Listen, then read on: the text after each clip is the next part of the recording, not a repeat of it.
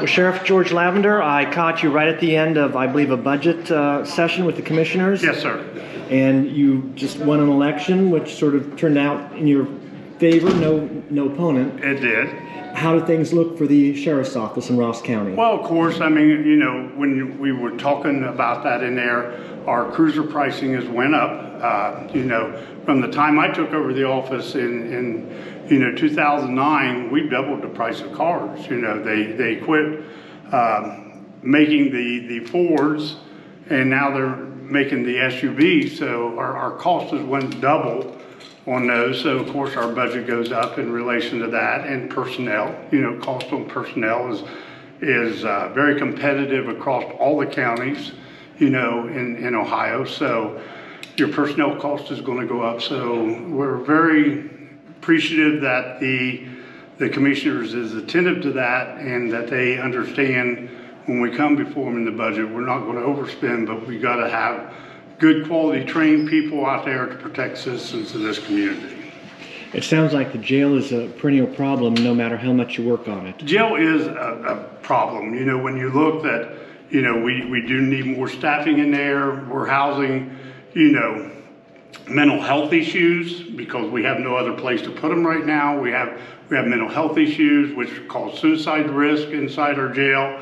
We have drug addiction people in our jail, which, you know, they try to sneak in fentanyl to the point that we've had to do body scanners, and, you know, but fentanyl, just a little bit of fentanyl can cause an overdose death, and you got to be very attentive to the people coming in, and you know, we got to watch that stuff. And it's a constant battle for these corrections officers to be in these areas, in these cell areas, checking on people, make sure they're doing what they should be doing. Are the physical issues with the jail being hammered out? Yes. One thing we're looking at this year, this upcoming year, is we've had several times where they've tried to dig the block out of the wall, because you got block, it's supposed to have rebar every 18 inches. The prisoners? Yes, the prisoners, we're not finding where it has rebar in the blocks because they've dug out, and we've caught them in all incidents but one, which they did get out, but we caught them on the roof. We got 3 back immediately, and we got the 4th one back within the hour. But now we got a grant, a $1,600,000 grant to put metal on the wall, so it keeps them from being able to get to the block just sheeting and digging out. So this year we will be taking those cells down on an individual basis and putting metal on all the exterior wall, on the inside of the wall, but on the exterior walls that they can't dig the block out and escape. How long is your term? I will have a 4-year term coming up.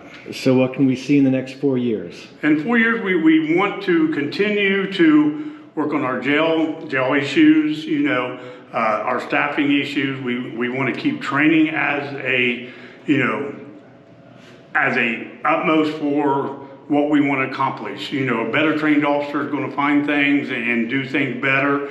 You know, with the repeated gun calls we're having more and more gun calls. We want the best trained officers we can to come to your house to take care of the problems.